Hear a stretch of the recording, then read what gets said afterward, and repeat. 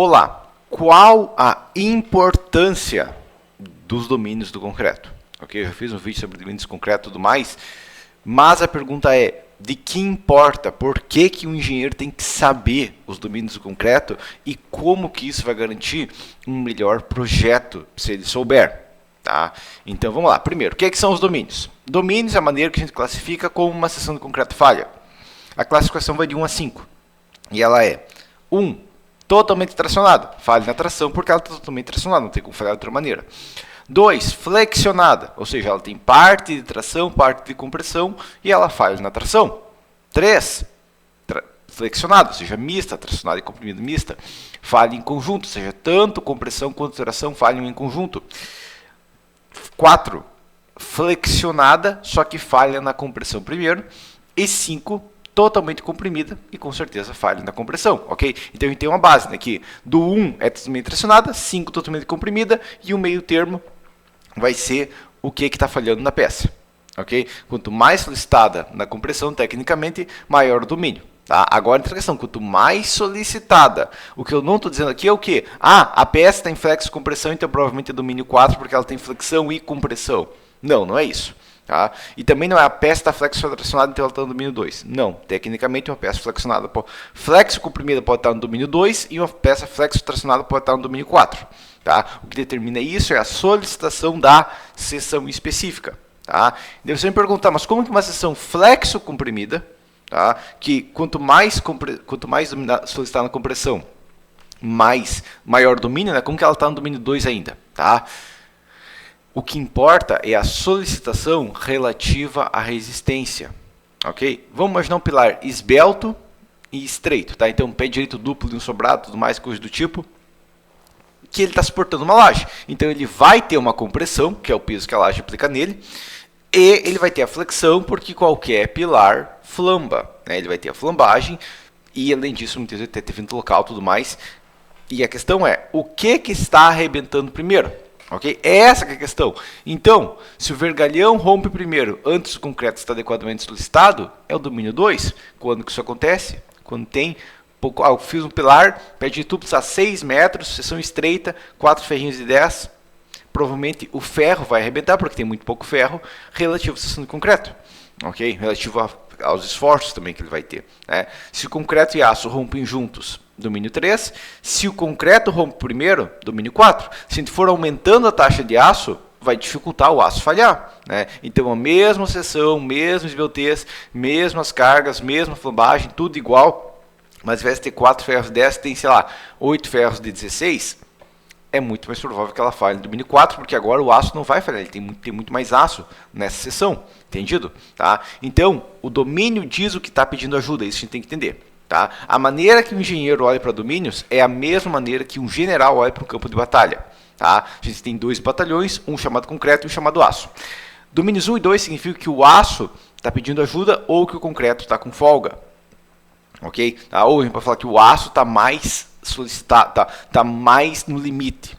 Ok? Domínios 4 e 5 significam que o concreto está pedindo ajuda ou o aço tem folga. Tá? Se o batalhão concreto está pedindo ajuda, significa que ele é mais fraco? Não, apenas que ele está sendo mais atacado. Ok? E ele vai precisar de mais concreto nesse caso, mas essa que é a ideia. Né? E que se for necessária resistência, ele que deve ser reforçado, porque é ali que está acontecendo a falha. Entendido? Tá? E daí você me diz, tá, mas tudo isso está falhando falha, o pilar falhar, não vai falhar, eu não quero que ele falhe. Sim, né? Tecnicamente, em todo projeto, a gente quer que a estrutura resista e nunca atingir domínio nenhum, né? Porque domínio é quando ela falha. Né? A questão é, a gente vai pegar a peça, né, e continuar aplicando carga, o que vai acontecer é, se está no domínio 4, o concreto vai romper primeiro, se está no domínio 5, o concreto vai romper primeiro. Entendido? Tá? Mas o mesmo conceito vale de ponta cabeça, e aqui que está a otimização. Ela tem uma peça, ela está no domínio 2.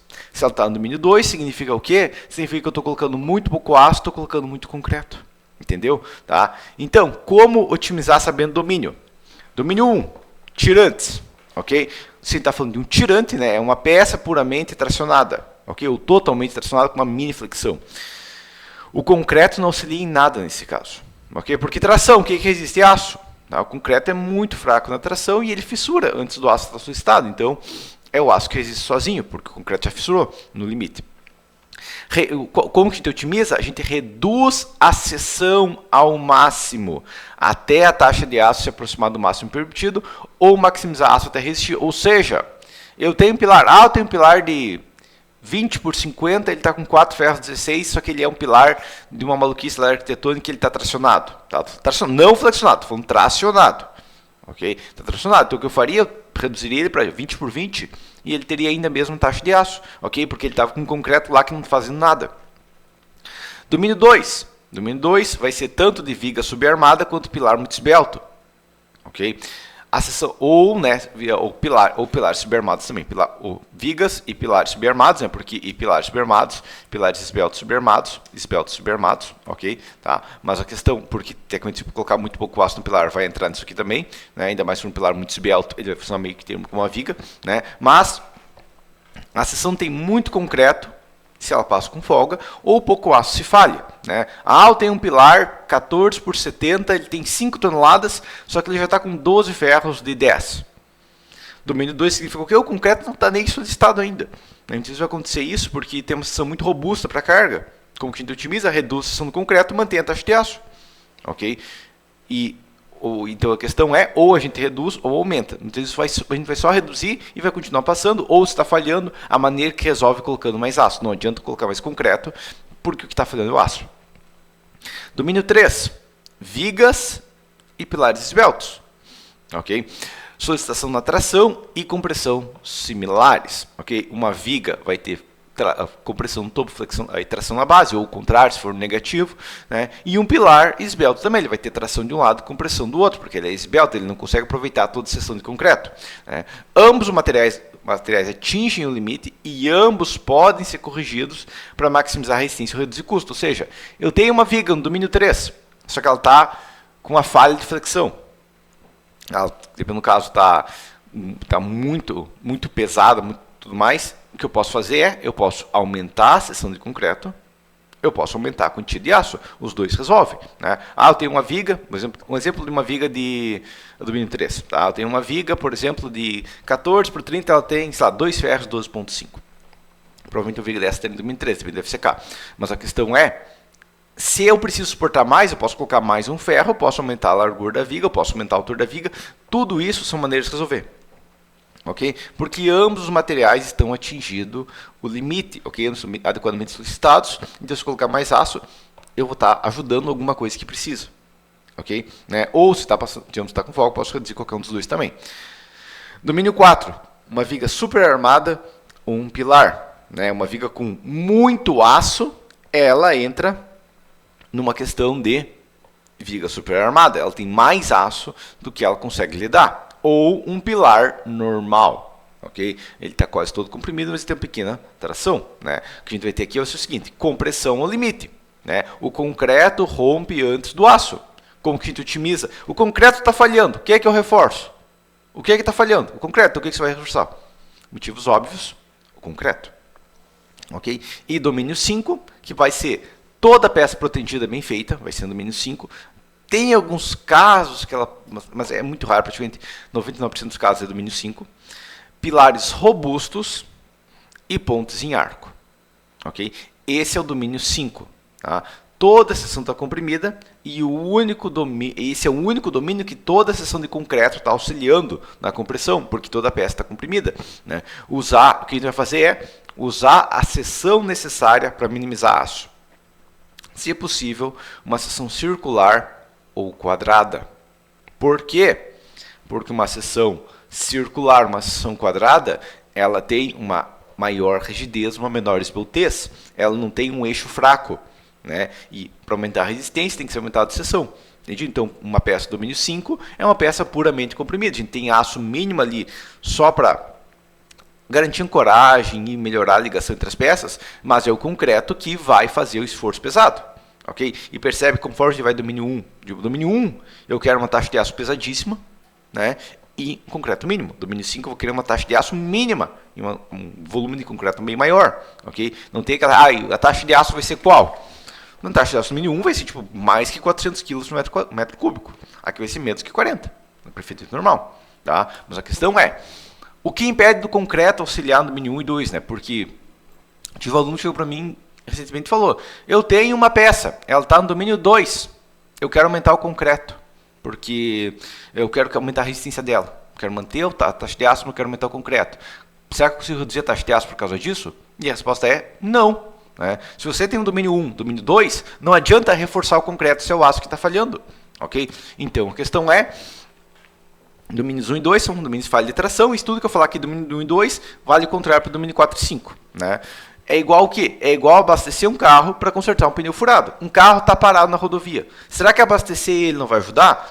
Com certeza vai abastecer porque ele vai andar. Não, mas se ele está parado porque ele furou um pneu, do que vai adiantar abastecer o tanque?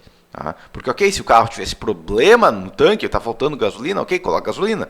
Mas se ele furou o pneu, ele está com o tanque cheio, o que adianta colocar mais gasolina? Nada.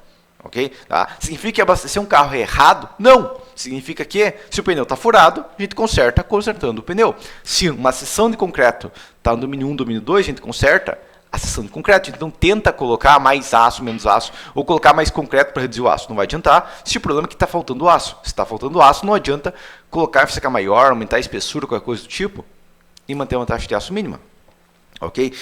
E se você encher o tanque de um carro com o pneu furado, você está só jogando combustível fora. Ok? Então eu tenho uma peça. Ela podia ser FCK 25, mas eu quero fazer ela de FCK 35. Ela está no domínio 2. O que vai mudar? Nada. Tá? Se for ser bem sincero, vai até piorar, porque vai ficar maior, vai fissurar mais, vai precisar uma taxa de aço mínima maior. Né? E mesma coisa, né? Tenho um carro, o pneu está furado. Eu vou encher o tanque, o que vai acontecer? Vai aumentar o peso do carro. Vai piorar ainda mais o pneu. Tá? Então não é essa questão. E o mesmo vale ao contrário para o domínio 5. Né? É o concreto falhando, a maneira econômica de consertar é com mais concreto. Né? Ou mais FCK. Né? Porque se eu tenho uma seção, eu dobro a seção, ou eu dobro a FCK, tecnicamente estou dobrando a resistência e concreto igualmente. A diferença é que, como o aço também resiste compressão, é possível, só extremamente caro, reforçar com mais e mais aço. Mas, tecnicamente, é possível reforçar com mais e mais aço. Certo? Então, se tem uma seção de concreto pré-dimensionada errada, tem uma seção insuficiente, é possível colocar mais e mais e mais aço e resolver a situação. Né? Vai ser muito mais caro, porque para cada tonelada que o aço resiste por um custo equivalente, o concreto resistir 10 tranquilamente. Então o concreto vai ser muito mais barato aumentar ele. Mas é uma solução algumas vezes, né? Só é queimar dinheiro porque você está aproveitando aço para compressão e não concreto para compressão. Regra do vergalhão de ouro. Tá? Vamos lá. E agora a próxima questão. Domínio 4 não é proibido. Essa é uma outra questão que muito engenheiro entende errado. Né? Por quê? Porque tem muito engenheiro que foge da NBR, busca um resuminho super simplificado e daí acha um cara falando, domínio 4 é proibido. Não. Domínio 4 é perfeitamente normal e qualquer engenheiro que já projetou um móvel concreto armado já projetou um elemento no domínio 4. O que é proibido é peça flexionada no domínio 4. Ou seja, vigas e lajes. E tem dois motivos para essa proibição. Primeiro, que uma peça do domínio 4, como é o concreto que rompe, não tem escoamento do aço. A falha é abrupta, sem avisos. E o segundo é que é possível economizar muito corrigindo uma viga no domínio 4. Ok? Tá? Então, quando a gente fala, tem uma viga no domínio 4, o melhor para segurança e o melhor para economia, os dois. Né? Geralmente acontece o quê? Para aumentar a segurança, eu vou perder economia. Mas não acontece numa viga flexionada ou numa laje flexionada do domínio 4. Meio raro em lajes, mas em vigas acontece. Então, o que vai acontecer é que, se eu tenho uma seção flexionada que está chegando no domínio 4, se eu aumentar a seção, eu vou reduzir o custo, porque eu vou reduzir drasticamente a taxa de aço, porque o aço estava tendo que ajudar na compressão, e a gente viu que concreto é muito mais barato para resistir à compressão. Então, se eu tenho uma viga, ela está no domínio 4, o que significa? Um erro do domínio 4, uma viga, significa essa viga foi pré-dimensionada errada, está faltando concreto nessa seção. Okay? O engenheiro tem que revisar pré-dimensionamento, tem que parar de ficar chutando seção e tem que colocar uma seção adequada nessa viga. Isso que significa domínio 4 em uma viga. Ok? E o segundo é que é possível economizar muito, né, economizando, porque vai reduzir drasticamente o custo. Agora, se você sabe que domínio 4 e domínio 5 são domínios da compressão crítica, tá? Tem uma compressão crítica, você sabe que pilar provavelmente vai estar no domínio 4 e um pilar muito eficiente vai estar no domínio 5, porque o domínio 5 eu estou aproveitando toda a seção de concreto. Né? O mesmo vale para peças com a mágica de proteção. Okay? Eu quero um pilar, mas eu não quero nem um pilar do domínio 4 e do domínio 5. Não tem como. Por quê? Porque um pilar eficiente ele está no maior domínio possível. Okay? O domínio 5 é o ideal para o pilar, o domínio 4 é muito bom, o domínio 3 é aceitável, o domínio 2 é um lixo. Okay? Porque é compressão pura, ok? Se eu tenho compressão, uma grande compressão, por que ele estaria falhando na tração se é compressão? Entendido? Tá? Então a questão é, peça flexionada é proibido, peça comprimida não, peça comprimida vai ser assim. Tá? Ah, mas daí todo pilar da minha obra vai falhar sem avisar. Sim, por isso que a gente já considera todas as IBUTs adicionais, todos os coeficientes de excentricidade e tudo mais, justamente para que os pilares, como eles não avisam antes de falhar, tem uma segurança na prática um pouquinho maior. Né? E o mesmo vale para peças com a mágica de proteção. Ok? Mágica de proteção o que? Comprime o concreto. É só isso. Tá? Nossa, eu comprimi o concreto, agora ele está comprimido. Se eu continuar comprimindo, continuar ficando mais e mais carga, ele vai falhar na compressão porque ele está comprimido. Sim. A proteção é a mágica de fazer uma viga funcional do domínio 5, onde toda a seção de concreto está sendo utilizada. Entendido? Então a questão é que a gente consegue aproveitar mais a seção de concreto com proteção. Só que vai estar com ela toda comprimida e ela vai estar no domínio 5 e não tem nada errado. Ok?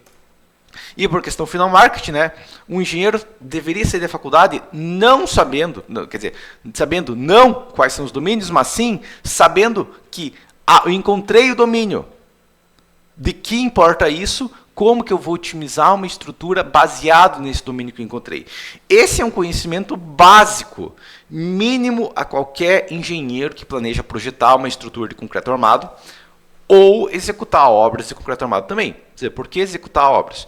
Porque um engenheiro que vai executar obras, se ele pegar um projeto, ele olhar a armadura e tudo mais, ele vai ver o que? Essa peça claramente está no domínio 2.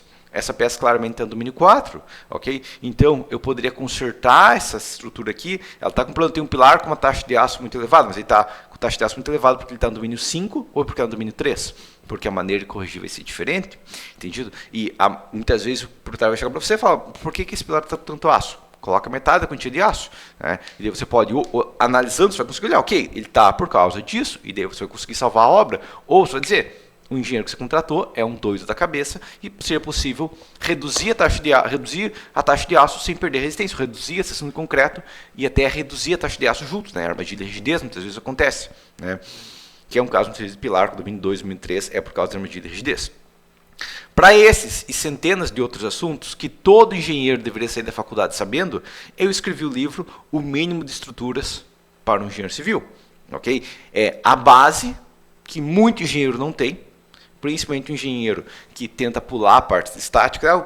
Esse estática é bobagem, mas eu quero aprender elementos finitos, quero aprender coisa avançada.